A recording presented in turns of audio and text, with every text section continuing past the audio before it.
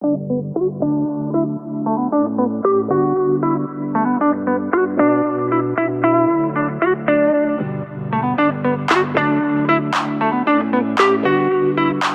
m'appelle Nastasia, j'ai 39 ans bientôt.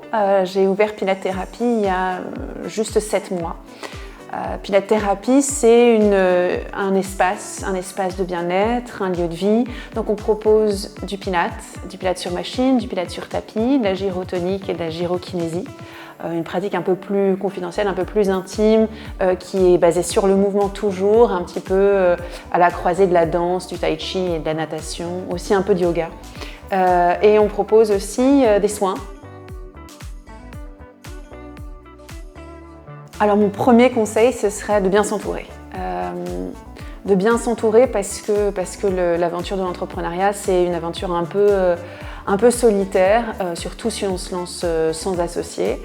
Et c'est aussi, lors de la création, une constante prise de décision. On a besoin de conseils et voilà, il faut être bien entouré, un entourage avisé, de confiance, donc ça peut être des coachs, des professionnels, la famille, les amis. Voilà, c'est mon premier conseil. Et le second, ce serait d'avant de se lancer, de penser à diversifier son activité. Donc de pouvoir optimiser, comme on dit, test and learn, donc tester et apprendre de ce qui fonctionne, de ce qui répond le mieux aux besoins de sa clientèle.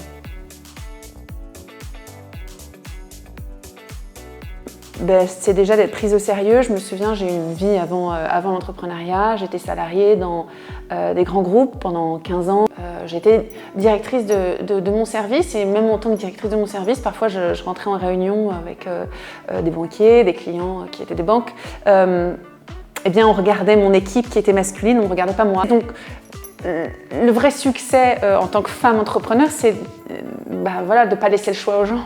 En fait, voilà, ils n'ont qu'à faire à moi, donc ils sont obligés de me regarder et de me prendre au sérieux, donc ça c'est chouette.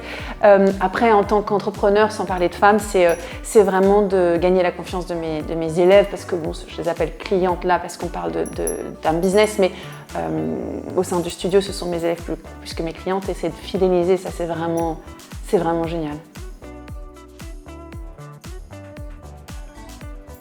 Alors la plus grande difficulté, c'est soi-même en fait, c'est ses propres faiblesses, parce qu'on ne peut pas se cacher derrière une institution, une hiérarchie. Quand on est entrepreneur, voilà, c'est un pacte un peu d'intégrité avec soi-même. Donc on fait face à ses faiblesses et à ses forces. Ma faiblesse étant mon enthousiasme autant qu'une force, c'est qu'on a j'ai tendance à m'éparpiller un peu partout. Et on ne peut pas s'éparpiller quand on est entrepreneur. Le temps est si précieux parce qu'on est partout. On doit être partout et puis le temps, c'est aussi c'est de le préserver pour ne pas s'épuiser. Donc mon plus grand challenge jusqu'à présent, ça a été vraiment de me recentrer sur ce qui était important pour mon entreprise et pour mes élèves. Ce que ça m'a apporté, alors bien sûr, c'est une autonomie face aux banquiers. C'est de se dire qu'on n'arrive pas les mains vides, entre guillemets, qu'on est soutenu par une institution reconnue et solide. Il n'a pas mis de réserve, mon banquier.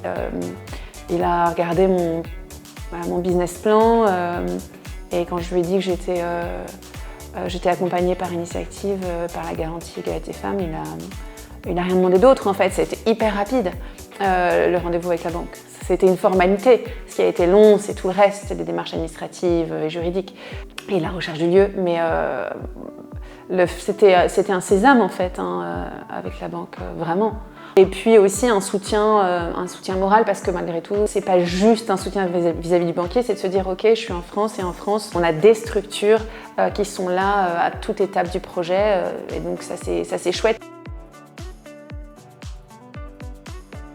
Moi, je suis super contente qu'on ait accès à ce genre de soutien, d'aide et d'initiative en France, parce que c'est pas une aventure facile. On ne le sait pas quand on commence. On sait que ça ne sera pas facile, mais je crois qu'on n'a pas idée de la mesure de challenge. C'est hyper important d'avoir du soutien, que ce soit financier, moral, technique, professionnel. Enfin, voilà. Donc, non, c'est génial d'avoir des gens comme vous qui nous épaulent au quotidien.